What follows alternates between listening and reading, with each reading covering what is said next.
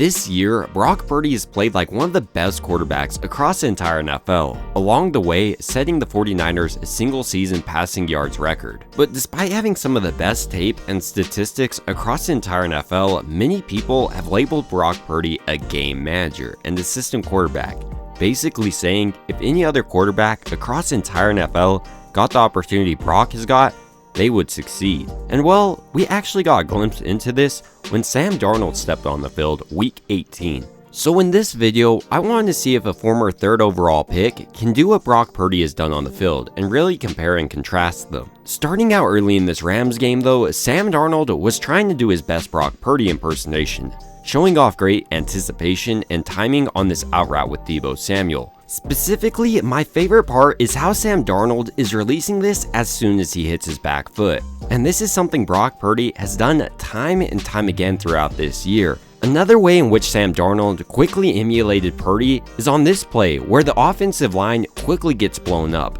Nonetheless, Sam Darnold is able to find his way out of the pocket. Rather than panicking, he keeps his eyes down the field.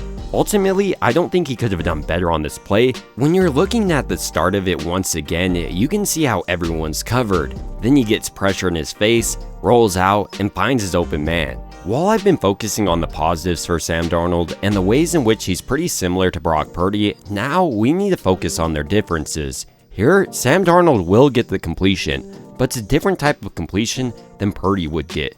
If you watch this play unfold, watch how the defense allows Deebo Samuel to come open as soon as Sam Darnold's hitting his back foot. And while there's a linebacker in underneath coverage, it appears that Darnold could have easily put it above him. While this criticism might seem small to some, I believe this sums up the most important part about quarterback play: how well you're able to diagnose what the defense is doing and exploit it. In this case, you can see how Sam Darnold relies more on his physical attributes than a quarterback like Purdy, who really reminds me of a quarterback like Brady, who goes out there and looks like he knows what the defense is going to do before they even do it. For example, when you look at this play from their Week 15 matchup against the Arizona Cardinals, Purdy is able to quickly identify the defense is going to be out of position. Despite it being a fake blitz, number 3 isn't able to get back on his man, George Kittle. So Purdy, rather than hesitating like some quarterbacks do when they feel pressure, releases it, resulting in a huge gain. The biggest dichotomy between Purdy and Sam Darnold though has to be what happens during the play. One often predetermines where he's going with the ball. Here for instance, Sam Darnold before this play already decided Brandon Ayuk is his guy.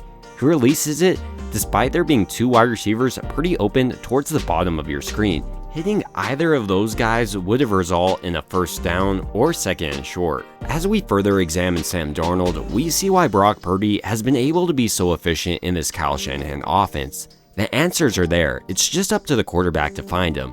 And here on this play, Sam Darnold, I don't know what he's really looking at. As you watch this play, Ronnie Bell will come open across the middle, but that's not the only thing. He has a check down valve in Ray McCloud, and he's open as well, meaning Sam Darnold really has no reason to take this sack. This is something that's really concerned me about Darnold throughout his career. If one negative thing happens, it continues to snowball throughout the game. So one negative play will lead to a second negative play, unlike Purdy, how he can throw an interception and then come right back out and throw a touchdown. Perhaps this is best exhibited by Darnold a few plays later, where he was late on a wide open Ronnie Bell. If he hits him when he's coming out of his break, like Purdy probably would have, this would have been a first down. But rather, Darnold was late, and late with a bad throw at that. And I think this is really what sets Purdy apart from most quarterbacks: his ability to get the ball out with great timing and anticipation. On this play, Darnold has a few wide receivers open. He could have hit Ray McCloud on that curl route initially,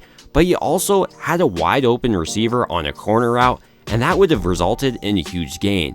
And while he does make a pretty incredible throw on this play, the fact is he didn't need to do any of this, and while the receiver dropped this pass, I would put this more on Darnold for not being on time on this play. When I was watching Darnold in this game, it was almost like he kept searching for the next huge play to hit.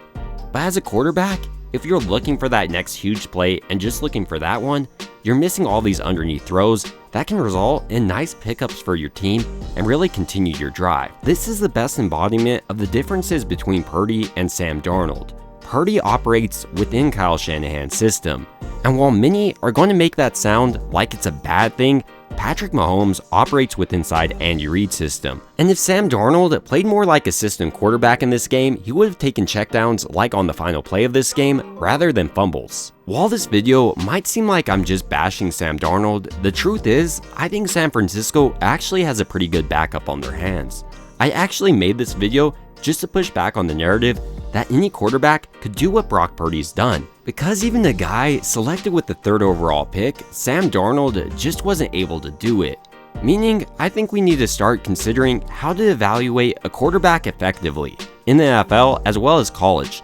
We need to stop looking at guys with just a cannon for an arm, or else we'll miss guys like Tom Brady and Joe Montana. Maybe the best play to exemplify this is in this game where Sam Darnold rolled out of the pocket and tried to connect deep with Ray McCloud. And while this is a great throw, Sam Darnold would have been better served just operating the offense effectively, maybe hitting Braden Willis or Ray McCloud as soon as he's coming out of his break. Rather, he makes this crazy athletic play, and while it looks great for his film, it's not great for the offense. In comparison, a guy like Purdy relies a lot more on his mental aspect and staying inside the offense to make huge plays. And while you do see Purdy make some off-schedule plays, what I'm trying to emphasize here is how you don't see Purdy doing this every time.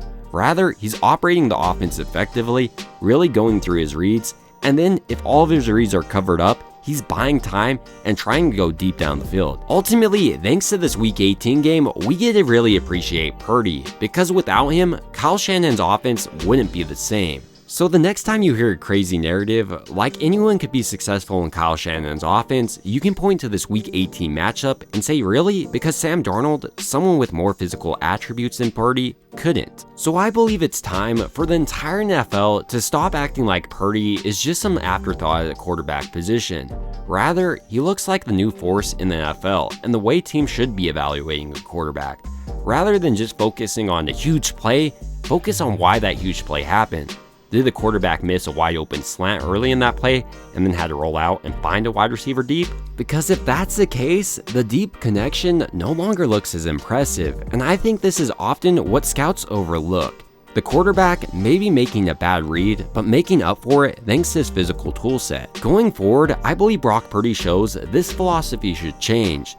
I want to see quarterbacks being valued for what they're doing with inside the system. While I love outside system plays, I think those can be made a lot more frequently in college than at the NFL level. But ultimately, these are just my thoughts on the Week 18 performance from Sam Darnold, and also how quarterbacks should start being evaluated in the NFL. And I would love to hear your thoughts down below. It would also mean a ton to me if you liked and subscribed. And as always, I hope you guys have a great rest of your day.